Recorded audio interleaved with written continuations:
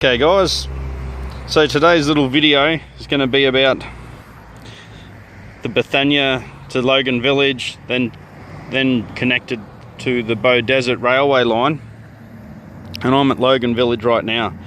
So basically this place was opened in 1885. It was linked at Bethania Junction, offered a very limited service, blah blah blah blah blah, and it was completed in 1888.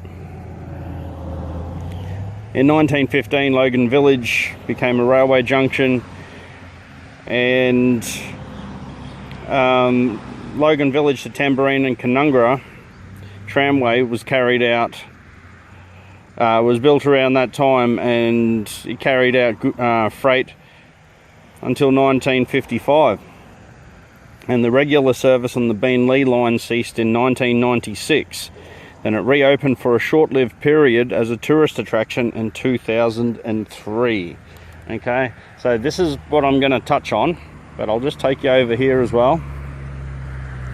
And without reading it all, basically what it's saying is, in a nutshell, the Logan River and the surrounding areas, and just recently, are always subjected to monsoonal, if you'd call it that, or tropical downpours in summertime, and quite often floods. And we've had major issues with the Logan River infrastructure and bridges and flooding on the Logan River, the whole length of the river itself.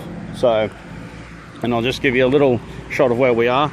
That's the actual train line. I can't see my finger, but pretty much right on the tip of my finger over here, right on the edge where that long grass is, that's the railway line. And this is Tamborine Logan Village Road, and that's a monument there from my American buddies. Got the Camp Cable, Sergeant Gerald O'Cable. He was killed, and that's where the Red Arrows division, their camp was just down the road here, about 5 or 6 k's. I've done videos about that place before, metal detecting in it. So this is the township of Logan Village now. That's the pub. So you can see right in the heart of everything. Now, the old military base down the road, that's been turned into Yarrabilba housing estate sort of thing. It's a big housing development. And this is the little industrial area on the back of Logan Village. And you can see the train line here. And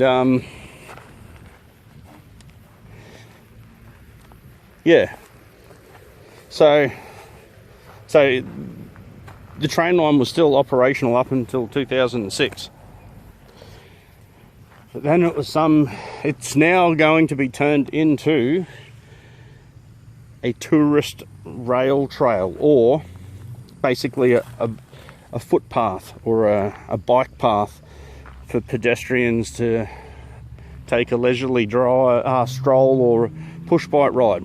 Now, this area where I'm talking about, from Bethania, Beenleigh, out through this whole area, Buchan, through Logan Village, Stockley, out to Jimboomba, and then out to Beaudesert, and then if you keep following this way, going down to Canungra, this whole area is going ahead massive time with housing developments. I don't know how many houses they're putting in there, but a ridiculous amount. They're turning it from a country area into the suburbs. And basically, this is the main road in and out. And then heading to the west, there's another road. It's Chambers Flat Road and Mount Lindesay Highway. But there is ridiculous amounts of traffic to get in and out of here in the afternoons and the mornings to go to work and to come home. And it can be quite heavy in traffic. And then all this bottlenecks back onto only a couple of ways into the city or to the Gold Coast. You know, so where I'm going to take this video is the absolute wasted infrastructure again here, but not only here, but this is going the whole way around Australia. All right, this is a suburban area now, but there's many Australian towns that have been bypassed. The railways stopped going there, and the highways bypass the town. You get these big service stations, petrol stations. You'll get McDonald's and KFC or other places like that they'll go into these big service stations, and coffee cafes, places to get coffee, etc. And now nobody goes to these little towns anymore. They're dying towns. And we're talking not far from Brisbane, but they were the lifeblood and the arteries of all of those great small little towns all over Australia that linked Warwick and southern Queensland to northern New South Wales, through the whole New England area. The Great Northern Railway from Wallangarra, Jennings on the state border of Queensland, New South Wales, all the way through the New England area, through Deepwater, Glen Innes, Guyra, Armidale, Uralla, all of those places down to Tamworth. Those places are now without rail network, and the public transport system is non-existent. So it stifles off and kills and strangles any hopes of industry for people to get to and from medical things, jobs and things like that. And because the highways bypass all those little towns as well, they're just dying. Like, we're just like missing out on and killing the chances of any of these towns becoming thriving little places, or railway lines are massively strategically important for any country, and the whole way around our country, Tasmania, Brisbane, New South Wales, Victoria, it doesn't matter, you name it, all of these old railway lines are getting turned into these pathetic bike paths. Like, for instance, who's using it? Nobody. Nobody's using it. This infrastructure here, with all of these housing developments, you could be pulling hundreds and hundreds, if not thousands, of cars off the road every single day. And anybody who goes up and down the Southeast Freeway between Brisbane and the Gold Coast knows the horrendous traffic. It's just a big traffic jam, especially heading north in the mornings and south in the afternoons. A railway like this would be able to pull hundreds, if not thousands, of cars off the road every single day. It would get more commuters to jobs, and it'll open up opportunities for many people. Even if you wanted to come out to these towns, come out to these suburbs, it gives public transport. Australia's got terrible public transport. And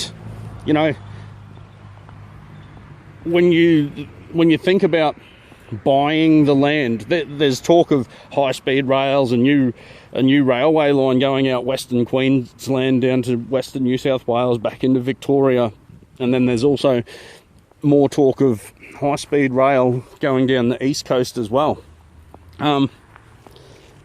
The amount of money that is going to be spent doing that is like absolutely ridiculous. And you're going to buy, if the train line that's going to go right out west, it bypasses all of the main highways, bypasses everything. These little, once were major arteries, the land's already bought. The state government already owns it, or the council owns it. Surveyors have already been in there, surveyed everything. Engineers have done their geological testings of the soils and the rocks and all that. The hard work's done. Flood mapping over the last 100 and something years, 120, 140 years, is already available. So you can put the flood maps over the top of the existing maps of the railway line. And to get it from where it is now, it's not a hell of a lot of money to do what they're already wanting to do. That means you have to have all these town planners that can't plan nothing. And then you get all these so-called experts that do nothing except drive the country into the ground. You're going to leave it in charge of them again to find the most stupid route possible. That's what they'll do, guaranteed. And then they need to buy up the land from existing landholders. Then they have to send in the architects and the engineers and the surveyors and everybody else to come in there, do all that. Build bridges, and the infrastructure will cost just ridiculous amounts of money. And then what's going to power the trains? Okay, everyone's talking, oh boo-hoo, carbon, we're killing the world with greenhouse gases and climate change and blah blah blah. Well, to destroy all of that land that they're talking about building these new railway lines on, the amount of diesel that's going to be involved in just knocking all of that, clearing all of that ground, building all of this new infrastructure, surely they're just, I just can't comprehend it. Like, they just think that we're absolute retards. Surely it is so much cheaper to use the existing railway lines that we already have, the routes that we already have. They're already connected to towns already. Surely common sense says that you just fix up the existing infrastructure. If we need to put in new bridges, we need to put in new bridges. You've got to put in new bridges anyway. So at least everything's already there, whether this stuff gets ripped up and the steel gets recycled or goes towards new railway lines, at least there's something to put back in to regain some of the costs. What they're going to do out there, who bloody knows? Where is all that money coming from? You're seeing how much money we just spent on ridiculous submarines that we're not even going to see, and they're going to be obsolete before we even get them. Like, come on. And then what's going to power these trains? Is it going to be electricity that is got to be supplied from existing coal burning railway lines, and we're going to have chop down more trees to build power lines, or steel? It's just a joke. We could be running. I did a video about the dead trees and the wasted dead wood that's already lying around everywhere around this country. We could easily get all of these little railway lines back up to scratch, running on steam driven trains, locomotives that are fairly green, renewable fuels, energy independent, fuel independent, fuel sourced from local communities, giving jobs to local communities. And then potentially we could revive some of these old dying towns. We can give them jobs for the railway line. Then, because there is now industry going to those towns because of the railway line, then businesses can start. People can start to move there. The housing crisis that we've got, then we can open up more places for land. If you provide jobs and you provide cheap land, how's the great Australian dream of buying a house, quarter acre, and having a family and a dog and that? To me, that's a really simple solution of opening up these old towns. You've already got road infrastructure there. Most of these towns will have town water, sewerage, electricity already going to them. They just need a reason to thrive. And the railway line is the easiest and most simple. And then if there is ever trouble with floods, cyclones, etc., whatever, we're not even talking war. You bring in war and we've only got 1 or 2 main railway lines with a couple of big bridges. How easy is it to knock out the whole country's railway network by taking out a bridge or two? And with the wages that we got and the way that how long it takes for anything to get done in this country, we're stuffed. That's why you need these little arteries, these back road arteries. There's always, whether it's warfare, whether it's a train wreck, a car crash, or whatever it may be, floods. You need a redundancy, a second way, and if we were to use steam power or biodiesel, We don't need dirty railway power lines overhead. We don't need power lines underground. That's just another expensive and environmentally dirty thing that we don't need, infrastructure we don't need. This country could like really get flying if we took off the shackles and we stopped voting in these same retards. We got to stop voting Labor and Liberal. And the only people to blame for any problems in this country, whether that's we only have 3 warships that are capable of being deployed to police international shipping lanes in the Red Sea or whatever it is. We got 3 boats. That means one's on active duty, one's on R&R and getting refitted, and the other one's in reserve, or however that goes. We've only got 3 of those boats. We can't send them there. We've got no submarines to send anywhere. We really have to start thinking strategically about defending our nation. And defense and warfare and just the general economics of a country, it all revolves around logistics. Like you see the stickers, without trucks, Australia stops. So why don't we fix up the infrastructure? You know, railway lines are the easiest and most simple, and they're already in place around the whole country. Okay, that's well, there's some cops over there wearing their nice black uniforms. That's another thing that we've got to get rid of. You can't have respect for cops that wear black uniforms, especially when in countries all around the world, all the police, they're switching to black uniforms. What happened to our sky blue with honour we serve police? You know, why do they have to be black? And why is it happening the whole way around the world? Everyone's police departments are turning to black uniforms. Doesn't that ring alarm bells? They were always sky blue uniforms when I was young. What's going on? What's going on with who's responsible for their black uniforms? Letting critical infrastructure just fall to bits. There's only 2 governments that have been in since I've been born. That's Labor and Liberal.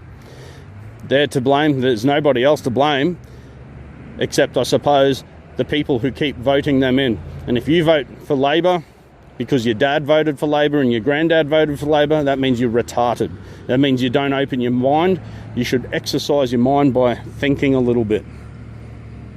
And Liberal, they don't help anybody. This country needs change. The whole world needs change. We need some common sense. That's enough of a rant for right now. See you guys.